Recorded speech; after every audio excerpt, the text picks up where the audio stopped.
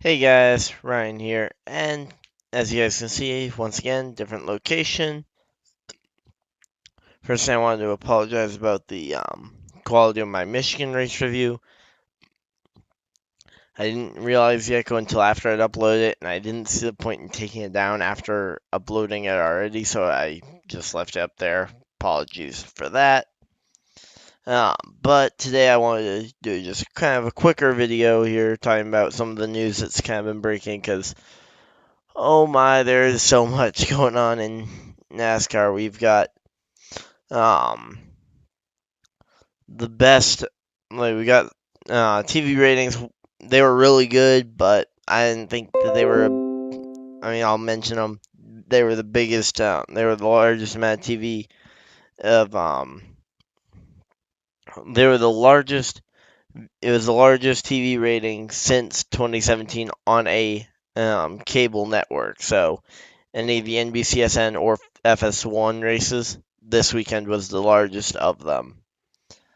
Um, Second off was of course, that's not counting like races like Daytona 500 or Homestead, but still goes quite a ways. Because I mean, you see races like Bristol that's going to be on NBCSN, I believe.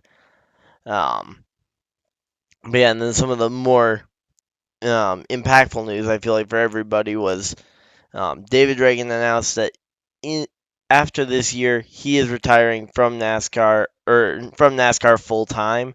He has said that he would run part time, so probably just to plate tracks, kind of like Brendan Gaughan or something else. So I think the candidate to take that 38 car is going to be Clint Boyer.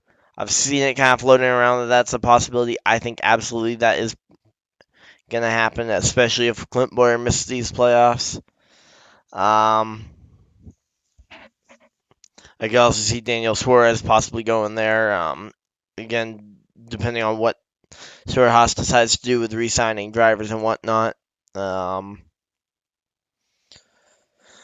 and then we had it announced as well that Matt DiBenedetto is unlikely going to be returning to the Levine family racing deal. Now, a lot of people say, "Oh, that means he's definitely out of a Toyota ride." Not necessarily. Yes, he is out of the Levine family racing car. Well, assuming this rumor is true that he is out. So let's just say that Joe Gibbs does resign Eric Jones. Then they bring Christopher Bell to the 95. They could bring DiBenedetto to Xfinity full time and run part time in the 81 Cup car for Extreme Concepts Racing. Now, I think that would actually be pretty smart because then they have someone to fill Christopher Bell's full time ride. Um, of course, maybe they wouldn't need the full time ride then, and they could do away with some of those cars. But I think that they're going to keep going. So I think moving DiBenedetto to part time Xfinity and to Extreme Concepts and basically have him be an Extreme Concepts prospect for when they eventually do go full time, I think that would be a pretty smart move for them. Because Extreme Concepts would then get a very solid, Cup driver.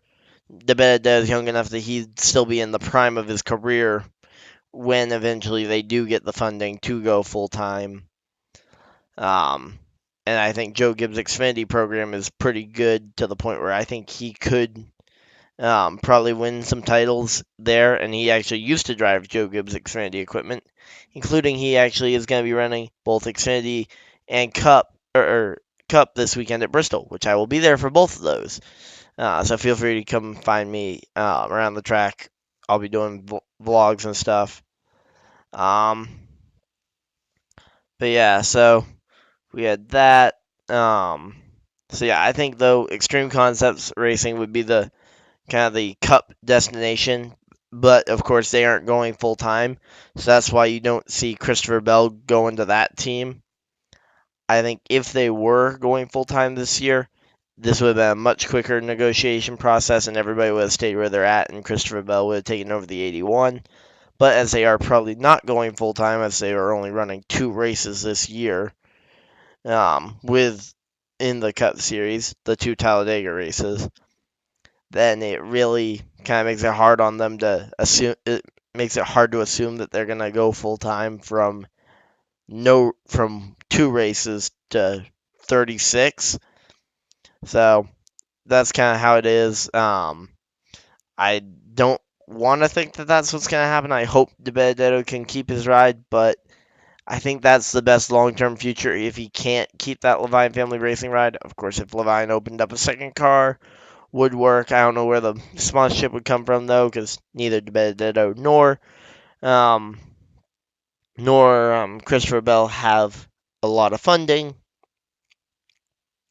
So yeah, we don't have any of really. Neither one had the funding to back it up.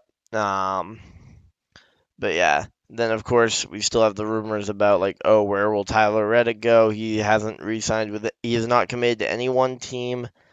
Um, I honestly don't know where he could end up.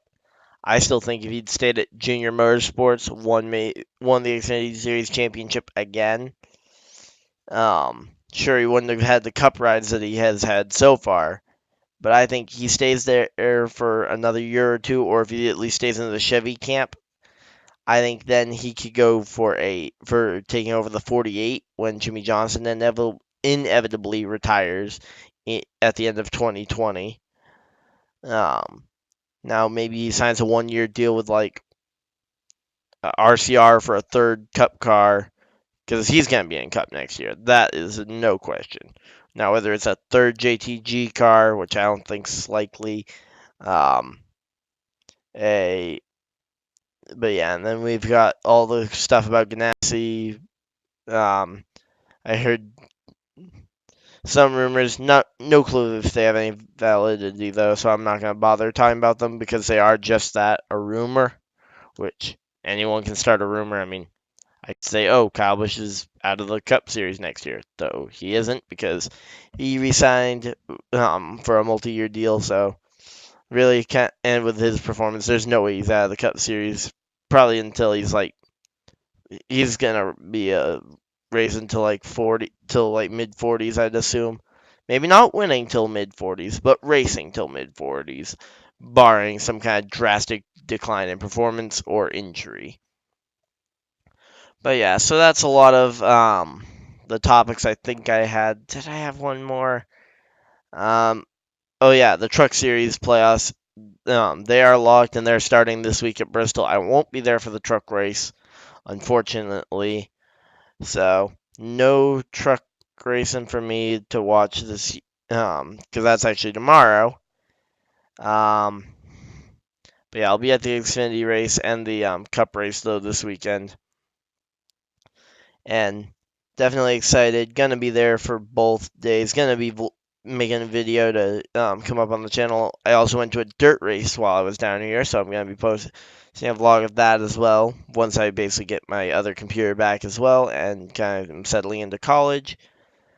So yeah, a lot of kind of just life updates and whatnot. Um, yeah, so the Bristol.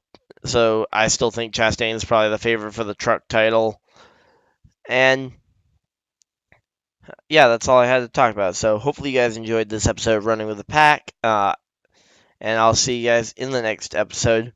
Bye.